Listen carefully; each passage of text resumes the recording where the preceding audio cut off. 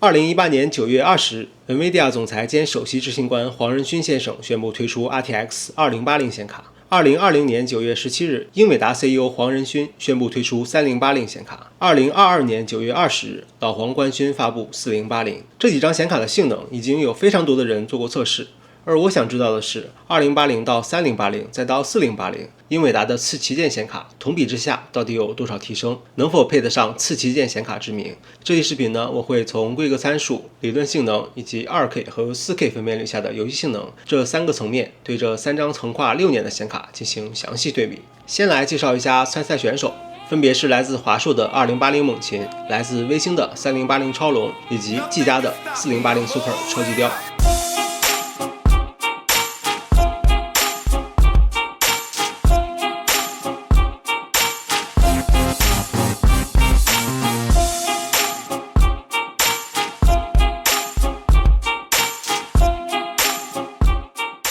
先来看一下这3位选手的规格，其中2080猛禽核心为图灵架构的 TU104， 采用台积电的12纳米工艺，CUDA 数量为2944个 ，BOSS 的频率1960兆赫兹，显存则是 8G 256微宽的 GDDR6 颗粒，供电为10+2项，外接供电为双8 pin， 整卡 TDP 为245瓦，显示接口为2个 DP 加2个 HDMI 加1个 Type-C。而3080超龙呢，核心为安培架构的 JA102， 采用了极为优秀的三星8纳米工艺制成，CUDA 数量为8704个，最高加速频率1905兆赫兹，显存则是10G 320比特微宽的 GDDR6X 颗粒，供电为16+4项，外接供电为3个8 pin， 整卡 TDP 为370瓦，显示接口方面为3个 DP 加1个 HDMI。最后是4080 Super 超级雕，核心是 AIDA 架构的 AD103， 采用台积电的4纳米工艺制成，CUDA 数量为10240个，最高加速频率2625兆赫兹，显存则是16G 256比特微宽的 GDDR6X 颗粒，供电为20+3项，外接供电为 ATX 3.0 规范的16 pin 接口， TDP 为320瓦，显示接口为3个 DP 加1个 HDMI。然后看散热方面，其中2080猛禽散热为6根6毫米的热管加3把 9.2厘米风扇的组合，散热器本体重量为740克，底座做了镜面处理，不过很可惜的是，显存是接在中框上的，散热器底座只接触核心，没法兼顾到显存的散热。风扇方面，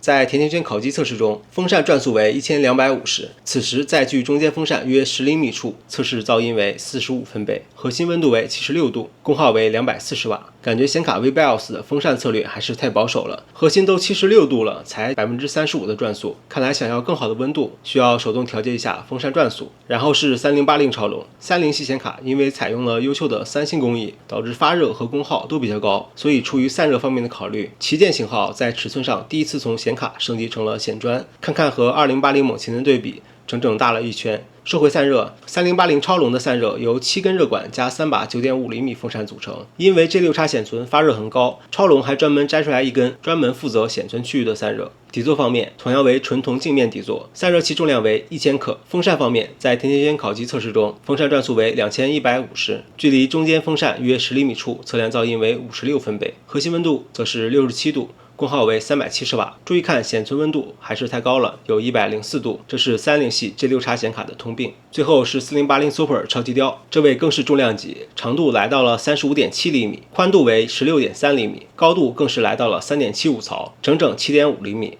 这个尺寸应该是目前在售4080 Super 显卡里面最大的了。我查了一下，仅仅是比4090超级雕在长度上短了1毫米。至于散热就更夸张了，这张4080 Super 超级雕配备了离谱的12根热管，鳍片也非常厚，而为了吹透这么厚的散热鳍片，配备了3把直径11厘米的风扇。底座呢选用了均热板，兼顾核心和显存的散热。至于散热器的重量，不出意外的来到了1540克，是3张显卡里面最重的。风扇方面，在甜甜圈烤鸡测试中，风扇转速为1450，距离中间风扇约10厘米处，测量噪音为44分贝，功耗则为320瓦。核心与显存的温度此时也只有60度附近，热点最高也只有70度，散热表现非常优秀。好了，关于这3张显卡的具体参数就讲到这里，我们接下来进入上机测试环节。先来介绍测试平台，版优为 9900X 加 X670E 的组合， CPU 散热为恩捷的 X63 280水冷，硬盘为西数的 SN850， 内存为知奇的换风机 16G 2条，频率时序设定在 6400C30， 电源是先马的 XP1000 金牌全模组，系统为 Win10 22H2，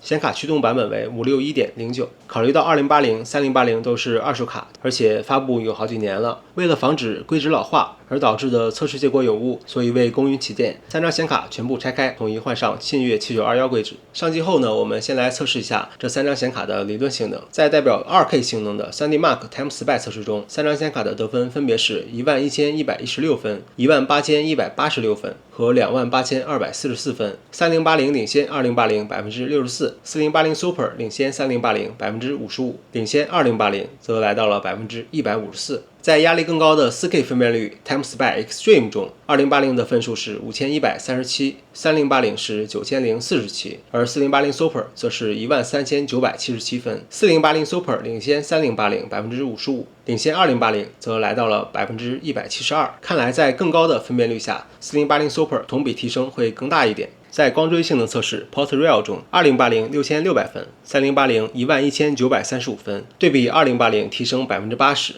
4080 Super 18154分，对比3080提升52%。最后是权威性的跑分软件努大师，3张显卡分别跑出了46万、77万和106万的成绩，仅供大家来参考。在接下来就是今天的重头戏，游戏性能测试。想想既然都是80了，就没有必要测试 1080P 了，所以分别用 2K 和 4K 分辨率来测试这3张显卡的游戏性能表现。首先是网游，先来看一下王者荣耀 PC 版，测试场景为同一局大乱斗，固定时长的回放，画质拉满。在 2K 分辨率下，3张显卡都非常轻松地跑到了600-700帧，其中3080甚至和4080 Super 的帧数几乎一致。而当分辨率来到了 4K，3张显卡终于是拉开了一点差距，但即使是2080也能轻松跑到400多帧，看来这游戏的压力实在还是太小了。下一个网游是穿越火线，测试场景为个人竞技沙漠灰，画质预设高。首先是 2K 分辨率，2080 229帧，3080 317帧，4080 Super 则是343帧。然后是 4K 分辨率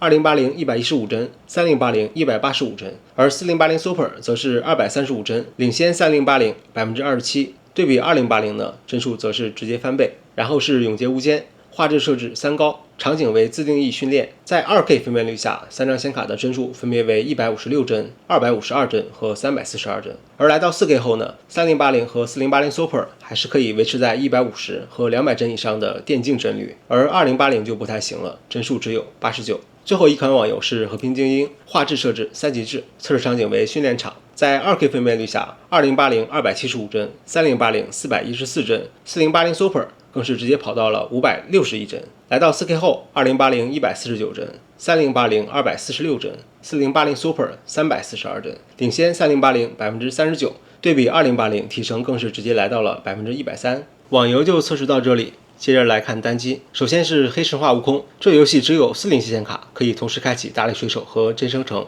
所以2080和3080呢则全部采用 FSR 50加真生成，4080 Super 则开启大力水手50加真生成，画质设置全高。在 2K 分辨率下关闭光追，2080和3080的平均帧分别为91帧和139帧，而4080 Super 则是达到了170帧，领先3080 22%。领先2080 87%，而当分辨率来到 4K 后呢，这3张显卡的差距就进一步拉开了。2080 64帧，3080 122帧，而4080 Super 则是156帧，领先3080 28%，对比2080提升则是来到了143%。而当我们再打开光追，这3张显卡，尤其是2080还能吃得消吗？果不其然，即使在 2K 分辨率下，2080的帧数也只有42帧，而来到 4K 分辨率呢，帧数只有可怜的22帧了。3080的情况也不容乐观，2K 71帧，4K 则是只有41帧了。对比之下，4080 Super 的表现就好很多。2K 分辨率下，平均帧为127帧，帧数是2080的3倍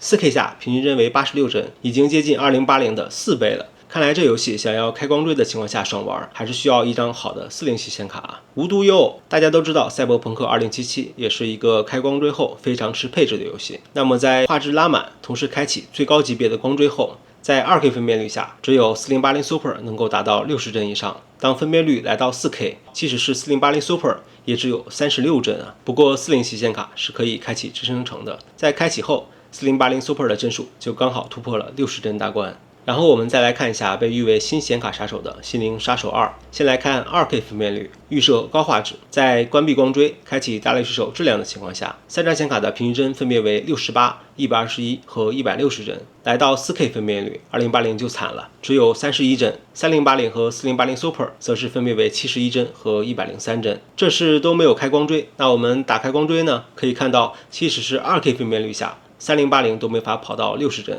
对比4080 Super 的96帧，差距非常大。而我们把分辨率再提高到 4K 后，这三张显卡就都没法看了。就算强如4080 Super， 也就只有55帧，真不愧为显卡杀手啊！不过好在这游戏也是支持帧生成的，4080 Super 在开启后，平均帧就来到了82帧，20系和30系的小老弟就只能干看着了。下一款游戏是来自阿星的《荒野大镖客2》，画质预设平衡。在关闭大类水手的 2K 原生分辨率下，2080的帧数为60帧，3080为114帧，4080 Super 则是140帧。4K 分辨率下呢，2080就不太行了，只有40帧，3080和4080 Super 的帧数则分别为80帧和93帧。接着我们再来看一下这三张显卡在《生化危机4》重置版中的表现吧。纹理设置 2G， 其余画质都拉到最高。关闭光追，在 2K 分辨率下，2080 62帧，3080 115帧，4080 Super 则是171帧。来到 4K 分辨率，2080就又不太行了，帧数只有36帧。